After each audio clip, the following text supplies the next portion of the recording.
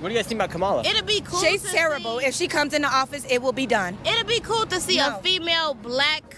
You know, she's half black, not fully black, but it'd be cool to see a black president, Western Indian. female black president. But I'm definitely voting for Trump. Let me tell you something. She tries to get the black vote. Because if you look at her past things, and maybe 10, 15 years ago, when she's in interviews, she identifies as West Indian. She does. The only way that she's identified as African American is right now.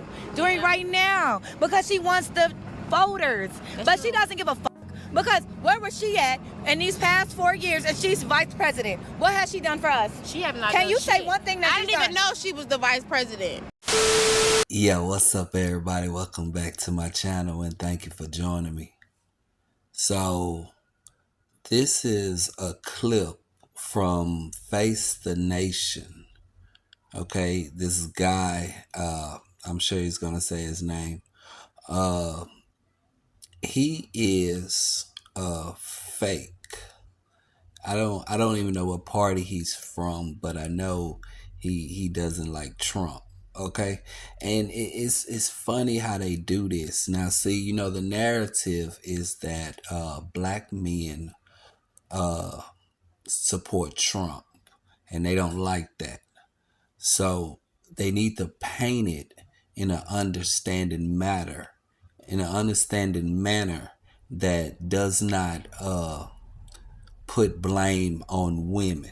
Okay, so you're gonna take the blame off of Kamala Harris, and you're going to say it's about frustration and about something else. Okay, this is what he's gonna do. He's gonna paint a picture, and then the media is going to run with it. He's here to paint a picture, not to say that black men don't trust Kamala Harris or we don't like her policy. She's a fake. She's flip-floppy.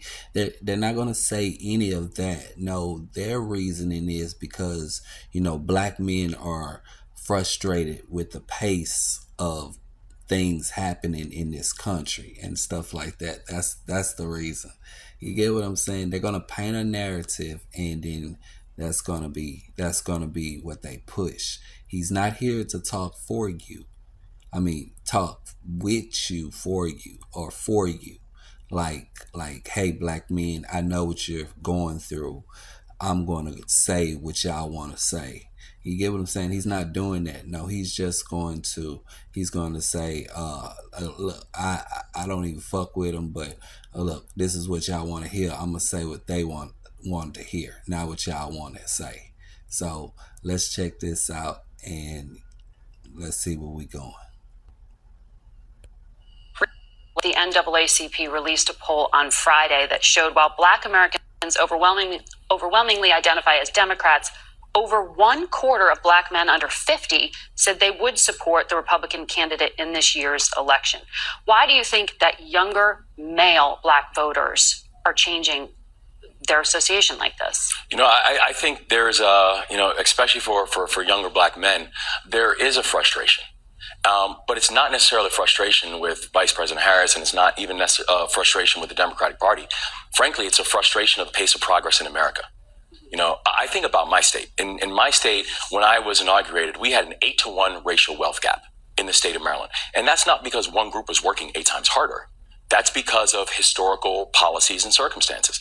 When I'm the third African-American ever elected governor in the history of the United States. That's not because I'm only the third African-American ever qualified to be a governor.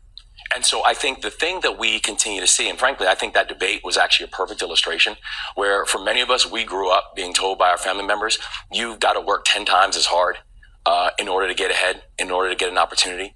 We saw Donald Trump walk on that debate stage uniquely and historically unprepared. And because he thinks he can win on a whim. And so I think the frustration that people feel is real. But I think the thing that we're continuing to push to a lot of voters, particularly African-American voters, is that Donald Trump is a vessel to the skepticism. But what he is not is actually a vehicle for the solution. The end.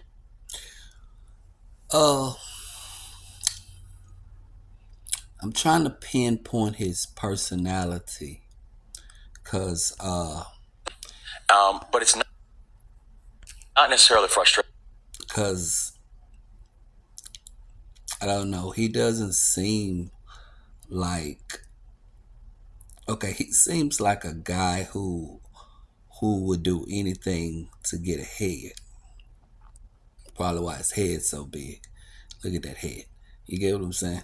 I don't like, okay, the way I look, if you don't see that Kamala Harris is a horrible person and Donald Trump is just trying, you get what I'm saying? Like the man is just trying, hasn't even really lifted a lot of fingers yet. You get what I'm saying? And they're scared and stuff like that. If you try to paint him out as a monster, you're a weak ass person. You get what I'm saying? Things like that. This guy, he's bought. He's bought. Okay, he's not a person who's talking with an honest heart. He's a person who's trained to say whatever is needed to be said. He didn't say nothing about, well, maybe Trump supporters don't like, black Trump supporters don't like Kamala. Maybe Trump supporters see how Donald Trump been around for a while and he's never been racist up until he started running for office and shit like that. That's probably what they see. They see that the system is fucking rigged and they're seeing it with their own two eyes. Maybe that's what they're seeing, but you know, you gotta paint that narrative. Are changing their association like this. You know, I think there's a, you know, especially for younger black men, there is a frustration. But it's not necessarily frustration with Vice President Harris, and it's not even necessarily frustration with the Democratic Party. Frankly, it's a frustration. It is a frustration with the Democratic Party. We tired of your bullshit. That's as simple as that. All that frankly shit. Look, that's enough of that. Anyway, y'all let me know what's going on in the comments. Bye.